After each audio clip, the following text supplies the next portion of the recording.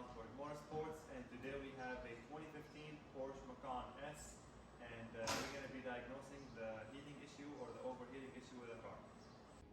Alright, before we dive into the report, let me say this. The car is not leaking any coolant. Even with the pressure test, the coolant is not coming out of anywhere, and the level of antifreeze is staying steady at the max. When the car is running, when it gets to the normal operating temperature, obviously before it overheats, it never drops. So most likely our issue is with the actual AC, not the AC, but the cooling system components, such as thermostat, water pump, and such. We checked with the customer, like when this happens, like what he does and everything. He told us that every time he gets the overheating sign, well, if he presses the brakes very hard, the overheating symbol goes away, which made us think that it's electrical. So we scanned the vehicle and we got these two alarming codes. The first one here on the instrument cluster module says engine cooling temperature too high, which is the overheating. This is for the overheating. And the first one over here, the top one, Thermostat Driver P0597. Most likely it's the thermostat, because the thermostats on these cars, they have the ECT sensor or the engine coolant temperature sensor built into them. So those are common to fail, and so we're going to go ahead and press the thermostat. Alright, the first step, we're going to go ahead and remove this cover over here. We have a clip here, one here, one here, and one here, and underneath them there is like these few tabs that you have to pull on so it actually comes off. And the last thing is the handle for the latch for the hood. Now with this handle, it could be a little bit of a pain, but I'm going to show you here closely. I don't know if you can see those two tabs right there. So what I did is you push those tabs outward, and you push on this from the bottom, and it will come off. It took me a solid 10 minutes to figure that out, but here you are. Once you understand how it works, it won't take you more than 30 seconds. Just like that, we're going to go ahead and lift our cover. Those are the tabs I was telling you about from the bottom. That's why you have to pull on the sides, and those are the tabs from the top.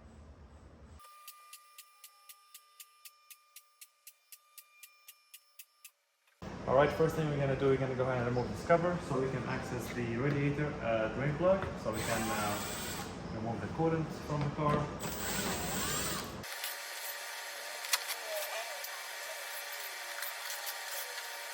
Alright, our radiator drain plug is right there. Let me show you in close. It's that one right there. So I'm gonna go ahead and open this and drain all the coolant. Alright, now that we have drained our coolant completely, we're gonna go ahead and remove the throttle body hose in here. So we have a clamp on the side. Just gonna go ahead and loosen. We have another clamp on the side. I'm gonna go ahead and loosen as well.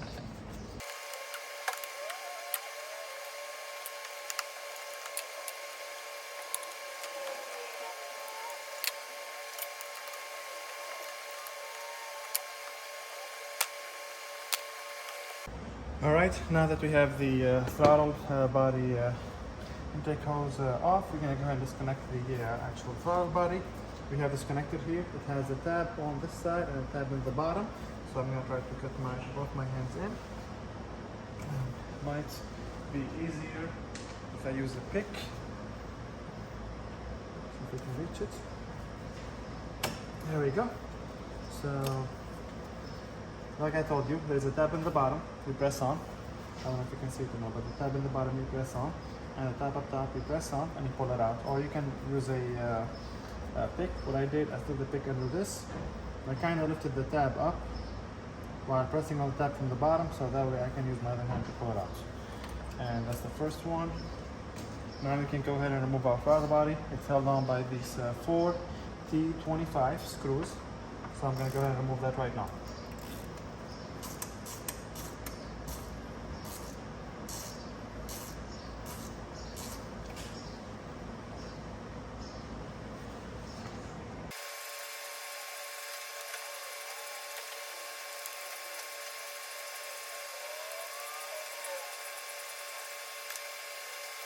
Alright, the next step is to remove the crankcase breather hose. We have one on the side and one on the other side, and we remove them so we can get them out of the way from here. So to do that is there is a tab If you can see it, that one over here, and there's a tab on the other side, straight ahead from it. You have two options: either use a flathead, get behind it, you push it out on both sides, and you get it out. Or if you can press the tab on the top and the bottom to kind of get them off, and you can pull on the hose. What I'm using right now, I started on this side, so I'm gonna put my flat hand on the side a little bit, push it out, while my other hand is pulling on the hose, and just like that. There we go. Like a breather, get it out. Be careful with these breather hose. They tend to break quite fast, if I'm being honest. Whether on this car or any other car, most of these high-end luxury cars. So let's see. There we go. We got the first one off. Now I'm gonna go ahead and get this, do the same for the second one. Space is a little bit tight. Okay. From here. From here.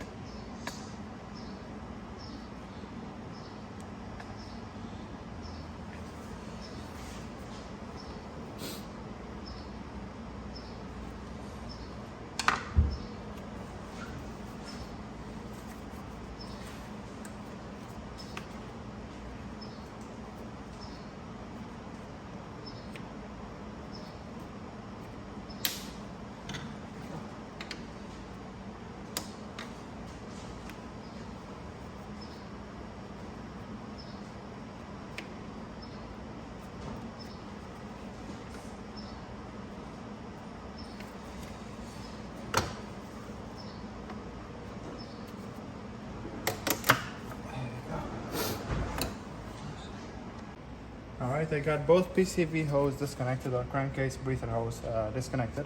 I'm gonna go ahead and remove this rubber hose from here, or at least this clamp over here that's on this side, so that way I can actually get the breather hose out of the way. It's kind of on top of them, so I'm just gonna push that clamp to the back. Be careful when you do this. Take your time, no rush, and then I'm just gonna push this right on top, right over here. I'm just gonna push it out. It's a rubber hose, so it's not gonna crack or anything. Now we have, this is the connector for the this is the connector for the throttle body, and we have another connector on the other side. Let me see if I can show you. All right, we have two harnesses on the side. I removed the one for the throttle body, and there is another one that's right on top of the PCV hose, which is the one for the I'm guessing mass airflow sensor. Yep. It has this gray tab on it. I'm just gonna push that gray tab out, and then I'm gonna push on it and pull it out. And here we go. We got both harnesses off. All right, now that we have both connectors out of the way, we can go ahead and get our crankcase breather hose out of the way. It's attached on the side. There's a tab that's holding it. I'm gonna go ahead and get that tab off. Or I can just simply unhook it from here. Let's see if it's a simple process. Probably easier if I just remove the tab itself.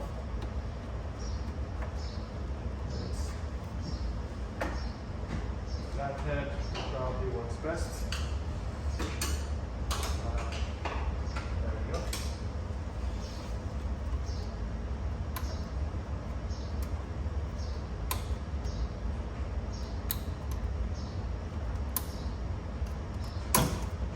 Perfect. All right, now we can get these hoses out of the way. I'm just gonna push them here. It's attached with another tab on the side, so I'm gonna try to get it out, so that way I don't create any tension on it. There we go. Now it can stay there, secure and safe, without having to worry about it getting in our way. Okay, the next step, we're gonna go ahead and remove the radiator hoses Alright, this is the upper radiator hose. I'm gonna go ahead and remove it from here so we can push it out of the way. I'm just gonna push these connectors right to the side here so that way they're out of our way. It has that clamp. I'm gonna use my needle nose, or you can use a channel lock, or if you have the clamp tool. Okay, now that I turned it, my channel lock.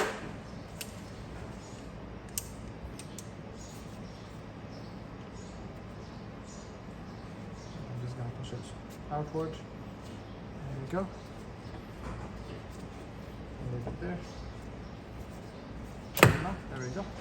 Alright, I got my hose remover pick, and I'm gonna go ahead and stick it behind there, and I'm gonna try to gently move it like side to side, because it does look like there is a sealant on the hose, and I don't think that's from the factory, if I'm being honest with you, because it doesn't look like there is any on the one right next to it over here, and that's a radiator hose as well.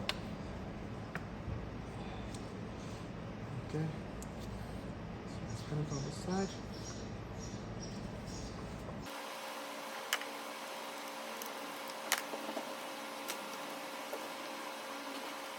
Alright, the next hose would be that one next to it, and I'm going to grab my channel lock. I believe I can just access it with my channel lock from here.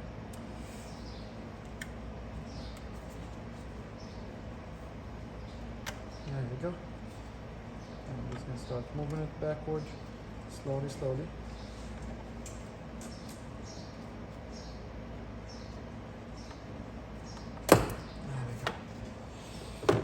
Let's hope this one does not have any sealant. It does not look like it does, but honestly that was weird. Okay, yep, it doesn't look like it has any sealant on it. It's probably the best tool to remove for removing these antifreeze hoses, honestly. Just gotta take your time with it. Be careful, there's a lot of hoses running everywhere. We do not want to break any of them, because first, the parts are expensive, and second, the customer did not bring his car here for us to break more parts.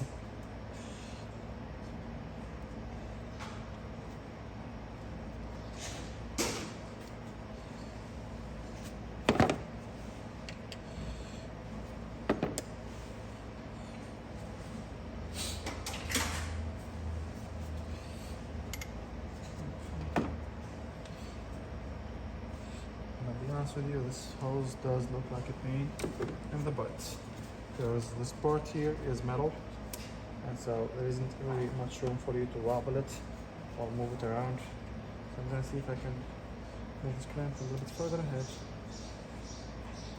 so at least whichever part of the rubber that I can move will be more flexible. Alright, so as you can see, I was able to get the second coolant hose out, and to do that, what I did basically, there was a T30 screw right here, screws to this piece over here. So I went ahead and I opened it, and that made me gave me more movement on the hose itself to be able to actually get it out. Alright, now that the coolant hose is out, I went ahead and removed this hose as well. This is for the coolant. Same concept. It has a clamp, kind of like, got the clamp off and take the hose out, and I did that so I can loosen the dry belt, so I can get it off the water pump pulley. Now for the tensioner, the book said I can use a T50. I did some research. A lot of people said you can use a T50 as well, and that T50 would basically go on this. Let me see if I can access it. The T50 would go, let me see if I can show you in with better light. Here we go. The T50 should basically go on that. Let me see, right there. I want to see if I can focus on it. Right there. Let me see. There we go. Right here, with my fingers touching. There's a T50, and T50 that will fit on there, and you kind of twist it to the right, so basically like you're tightening a bolt, and that should like release the tensioner or like release the drive belt. And to do that, basically what I had to do, I tried the T50 and the bolt was spinning, but the tensioner was not releasing. So the reason why we want to remove the tensioner or like remove the belt is so that we can get the water pump pulley out. Now the water pump pulley is attached with 3 T40 screws. This is what they look like. So what I did, I ended up getting this tool off of Amazon. It's a 30mm wrench that will fit right on there. Let me show you. It'll fit right on here. And like I can release the tensioner with it. I don't know if you can see it or not, but it's right there. And I will show you in a second on the book exactly what it looks like and what you have to release basically. But basically what I did is I needed the tension on the water pump pulley so I can get those bolts out, the T40. And the only spot you can actually access those bolts is from here. This is the only spot. So what I do is I release the tension, I spin the pulley a little bit. I have the bolt here, I have the bolt here, I take it out and then release the tension, spin the pulley out a little bit to the next bolt, get it out, and then spun it again until I got the third one. And once I did that, I released the belt and I put the belt right underneath the pulley. All right, this is just to show you what I'm talking about. You have your water pump pulley right there with the 3 T40 screws, and this is the drive belt tensioner. Now, when you look at the picture, they're not using a T50 screw yet. They tell you by the book that you have to use a T50 or a 30 flat wrench. So what I did, I ended up ordering that tool off of Amazon because with my regular 30mm jumbo wrench, the angle, the 5-degree offset angle on it did not actually fit. So I got that tool off of Amazon. It was like $18 or $19. I'll drop the link in the description below for you guys. But basically it will fit around the outer side, so like the blue side here. And as you can see, there's 1, 2, 3, and 4 point over there of contact for the wrench, and the rest is like kind of half a circle on the side and half a circle on the side. So you can fit a 30mm wrench from the O-ring side, not from the opening, not from the side that's open like this. All right, this is our new water pump. I got the entire set actually from FCP Euro. I'll drop the link in the description below for it. All the parts are OEM original. So for the water pump, like I was showing you over here, I couldn't get the pulley out, so the pulley and the water pump has to come off together, and it's attached with 1, 2, 3, 4, 5 reverse torque E10 screws. If you want to look at them over here, those are the screws over there. And like I said, there's 3 on the top and 2 on the bottom. I'm gonna go ahead and try to get those out right now. All right, we got all 5 bolts for the water pump, and the hardest one, I gotta say, was the bottom one on this side, because like either you have to have somebody holding this hose for you so you can access it, or if you're gonna do this by yourself, it's gonna be a little bit of a pain. So we got the water pump off. I'm gonna go ahead and slide it out right now.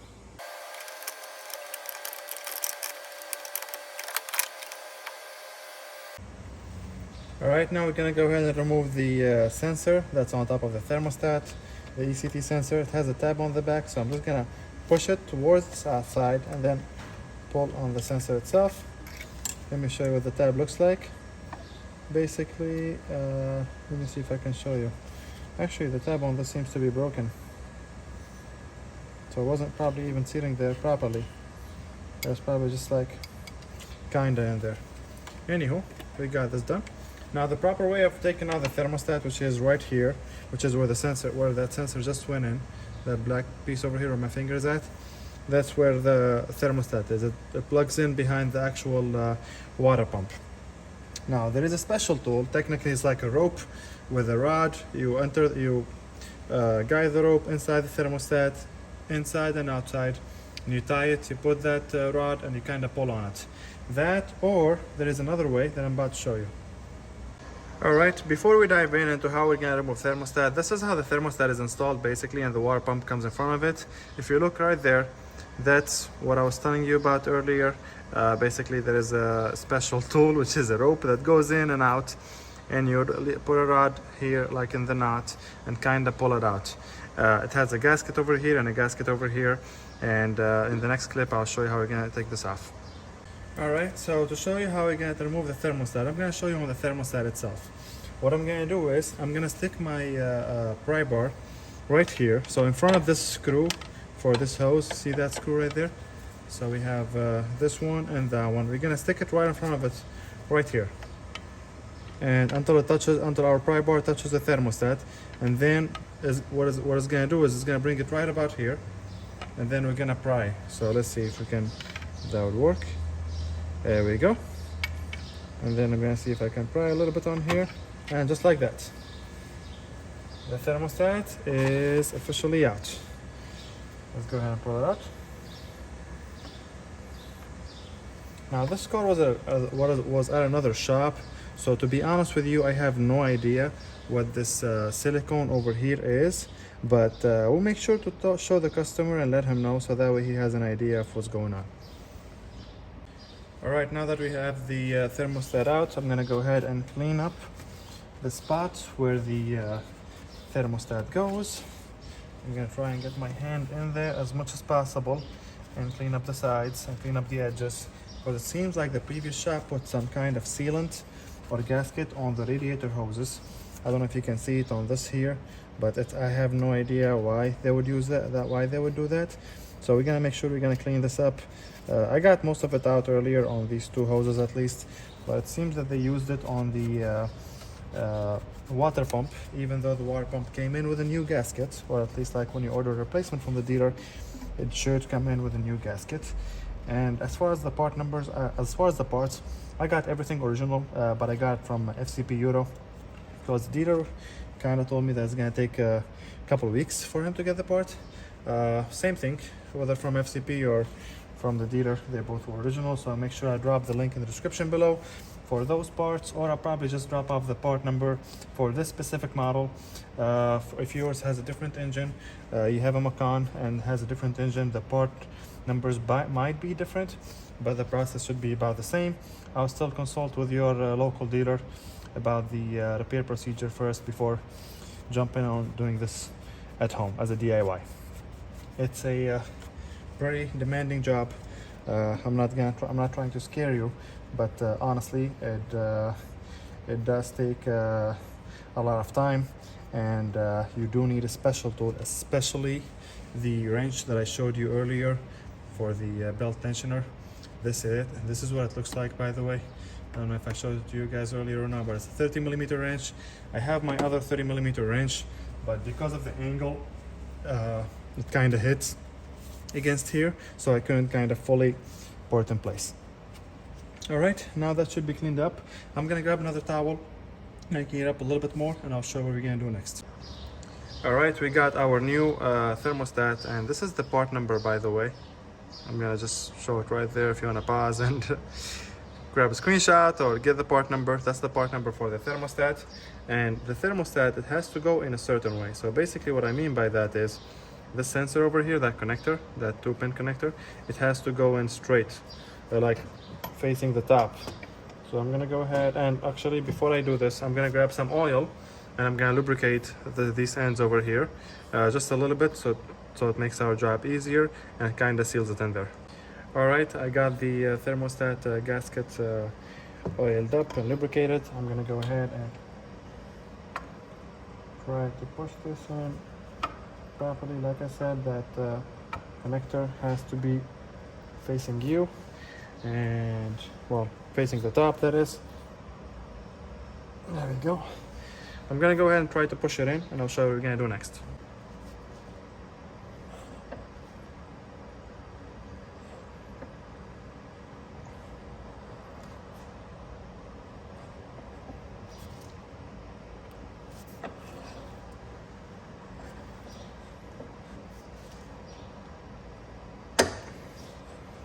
There we go. All right, and just like that, our thermostat is sitting flushed with the housing over here. Just make sure there is no wobble or anything. And as you saw, I used the biggest pry bar I can find, and I put it against this metal over here, and I kind of push it from the bottom and from the top, from the bottom and from the top. I do not use, honestly, like so much force. I use a little bit of force, but like not so much. All right, moving on to the water pump. This is our new water pump. That's the part number for it right there, if you can see it. I'll go ahead and include this in the description below as well, the part numbers, and you can find them at the dealership, or you can find them from FCP Euro. If you can just like put the part number in, it will show you exactly where to find it and how much it is. All right, next step, I'm gonna go ahead and put some, after I cleaned up the entire spot where the water pump would go, I'm gonna go ahead and put some oil on this so that way it sits flushed, and I'll show you what we're gonna do next.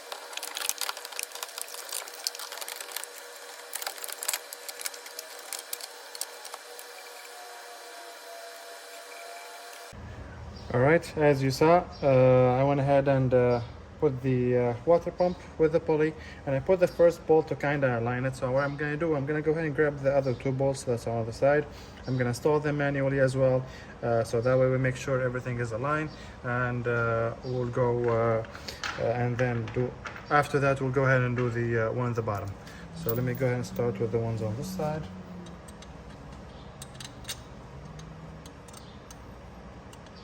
With your hand, you don't have to use a lot of force. It should still go in a little bit.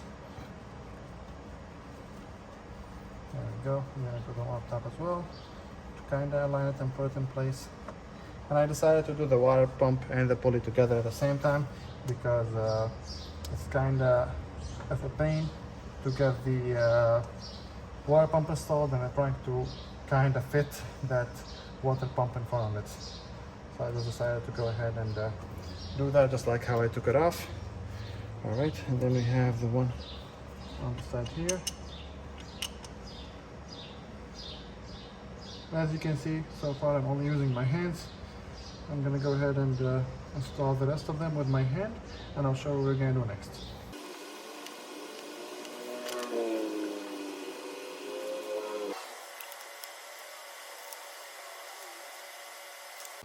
All right, with that, all our bolts are officially installed with hand. I did not tie them all the way, so I'm just gonna tie this up, not all the way, just like a little bit. Okay, that's one.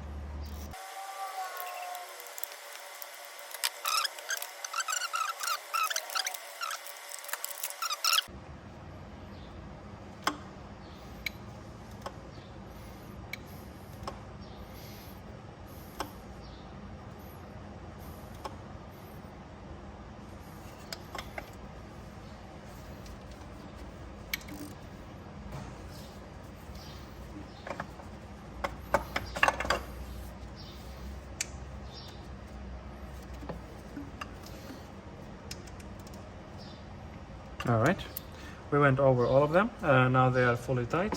What we're gonna do is we're gonna go ahead and install our pulley just a little bit, just to get in there.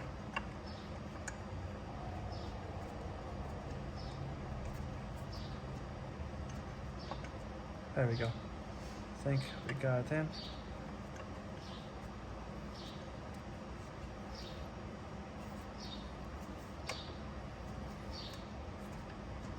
There we go. Okay, let me align that. Yep. Okay. Now let's go ahead and put the second one in. I'm just gonna put these now with my hand. And then we're gonna put the belt on it to create the tension. And we're gonna circle the water pump with our hand, or like turn it slowly with our hands until we actually tie them all. Okay, I think past one, yep, that's here. The problem is that we can only tie them from the top, like when the bolt is like all the way up top. Same thing with this here. There we go. Gotta keep pushing it to make sure.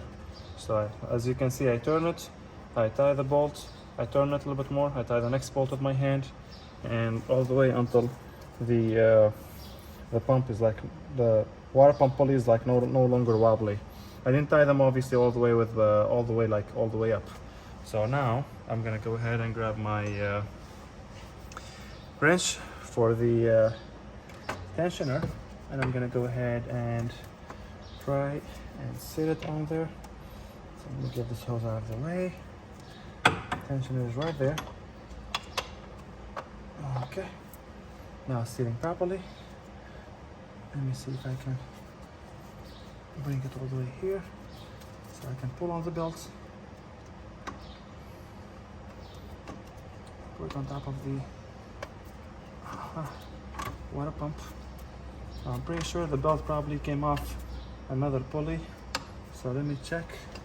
Yep, it did came off the, I believe, the pulley on that side. So let me go ahead and get this sorted out. All right, we got the water pump, thermostat, we got all the bolts over here. We plugged in the connector for the thermostat that goes up to, over there up top. Now we're gonna go ahead and put the first hose over here, and then I'm gonna put the second hose over here, and we're gonna move on to the next step.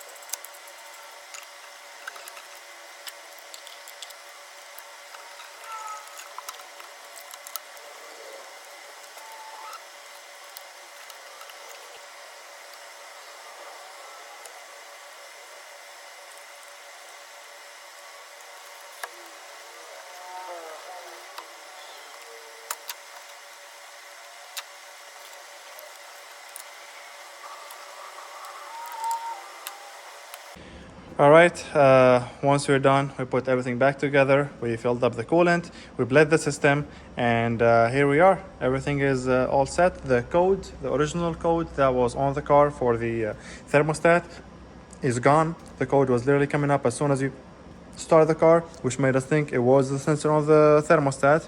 And now we just scanned the car and there is no more codes. So this car is officially done.